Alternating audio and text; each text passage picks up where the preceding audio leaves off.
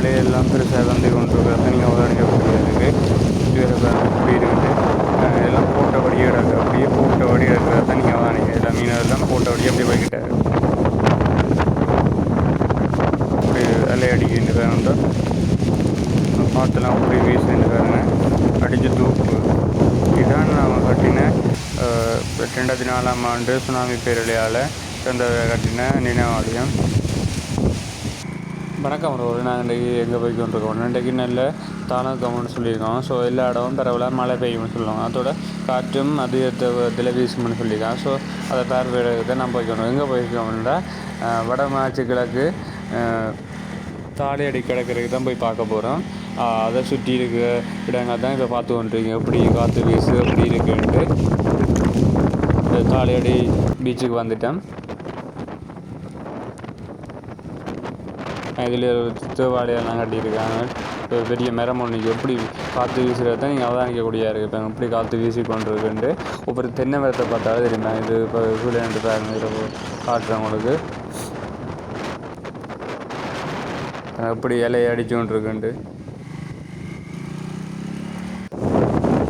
அப்படியே போனால் இதில் சுற்றுலா அரண்மனை சுண்டி கிலோமீட்டர் ஓட்டுறது 15 கிலோமீட்டர் போனால் வெறும் இந்த ரோட்டால் இதுலேயே ஒரு அவங்களுக்கு சுனாமியால் உயிர் நீட்டதுக்கு ஒரு நினைவாலயமாயும் கட்டியிருக்காங்க. ஒரு சின்ன ஸ்டேட்ஸ் மாதிரி கும்பிடக்கூடிய மாதிரி சின்ன ஸ்டேட்ஸ் இருக்குது.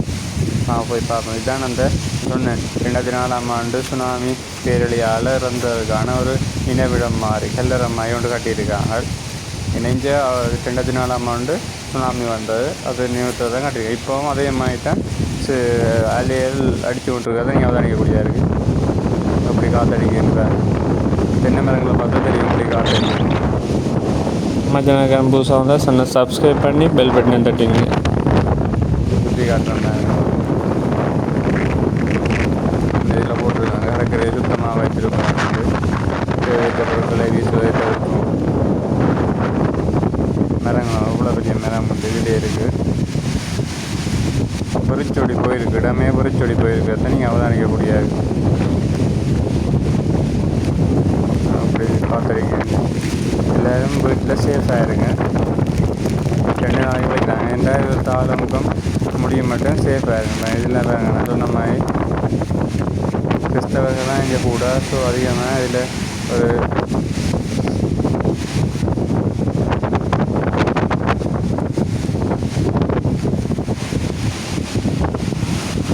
பக்கத்தே கடற்கரை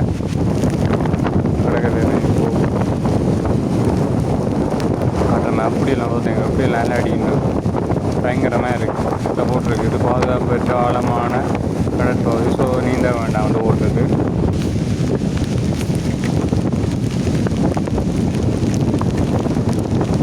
அப்படி அதை அடித்து கொண்டு இருக்குது. கிட்ட போய் பயமாக இருக்குது. எல்லாரும் ஒருத்தரையும் காணையில் இதை சுற்றி பார்த்தோம்னா ஒருத்தரையும் காணையில் இப்படி காற்றடிச்சாவது காற்றும் செமையாக இருக்குது பயங்கரமாக இருக்குது. இப்படி இந்த தென்னை மரத்தை பார்த்தா தெரியும் இப்படி திரும்பி நிற்கின்றாங்க இந்த பக்கம் அப்படி காற்றடிச்சு கொண்டு இலையிலும் இப்படி இலையில் வருதுன்னு பார்க்கக்கூடியதாக இருக்குது.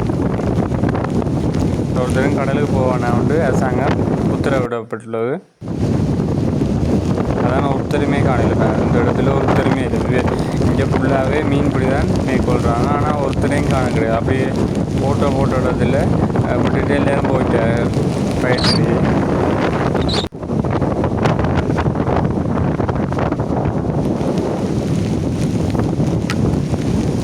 அடித்து அப்படியே கரையிலெல்லாம் எல்லாம் ஒதுக்கி இருக்கிறத நீங்கள் அவதானிக்கக்கூடிய வந்துடுறதுக்கு மட்டும் அதில் வந்துருக்குறாங்க. கரையில் ஒதுக்கலியாக இருக்குது. இந்த கரையில் மட்டும் அரிச்சு கொண்டு போயிருக்கிறத நீங்கள் அவதானிக்கிறாங்க. ஒருத்தருமே இல்லை அந்த இடத்துல தான். அப்படியே இப்போ எல்லாம் பயத்துலேயே வீட்டை போயிட்டான். அதுவும் சேஃபு தான். அதான் உண்மையாக நல்லது. ஏன்னா அதில் உப்பு அடிக்கும் மேலே உப்பு அடிக்காது. இப்போ சொன்னால் வேறு உப்பு ஒன்றும் என்ன நடக்குது ஒருத்தருக்குமே தெரியாது.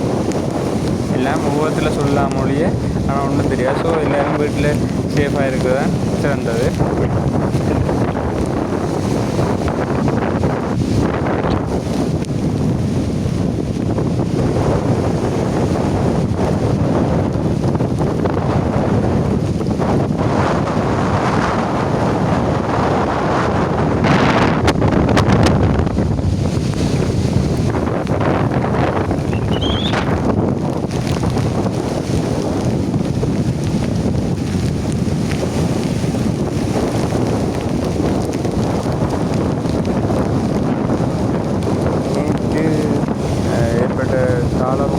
காரணமாக தான் இந்த பிரச்சனை. நேற்று ஒரு புவிநடுக்கம் ஒன்று ஏற்பட்டது. இங்கே தஸ்மத்துக்கு பக்கத்திலேயே 6.6 ரிக்டர் அளவில் ஒரு நிலநடுக்கம் ஏற்பட்டு அதுவும் ஒரு புயலாக மாற்றமடைந்தது. அதன் காரணமாக ஒரு காலமட்டம் ஏற்பட்டு அது புயலாக மாற்றமடைந்துள்ளது.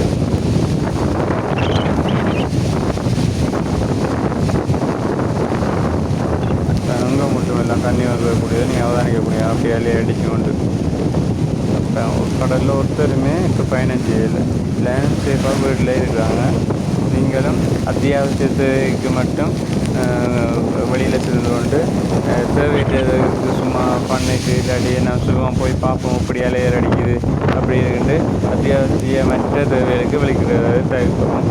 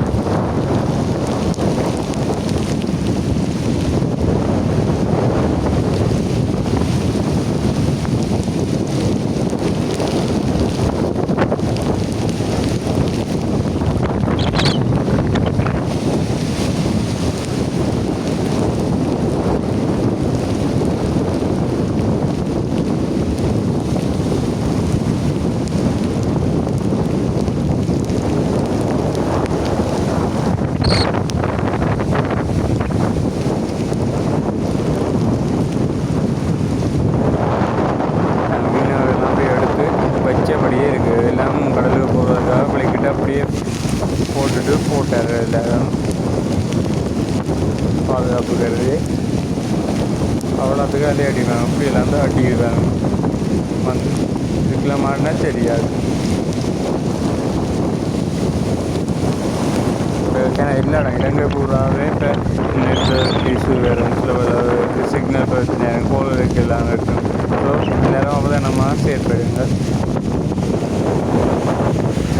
எல்லா இடங்களும் பரவலாக மழை பெய்யுது. பல இடங்களில் வெள்ளப்பெருக்கு. யாழ்ப்பாணம், கிளிநொச்சி அப்படி மாவட்டங்களை தவிர்த்து வவுனியா அங்காள அவுட் டிஸ்ட்ரிக் எல்லாமே கடுமையான மழையும் வெள்ளப்பெருக்கும் ஏற்பட்டுள்ளது. மண் சரிவு பதில் அங்காளியெல்லாம் மண் சரிவு வெள்ளப்பெருக்கு. கொழும்பெல்லாம் வெள்ளப்பெருக்கால் 31 பேர் இறந்திருக்கிறார்கள். அப்படி காத்தடிக்குது.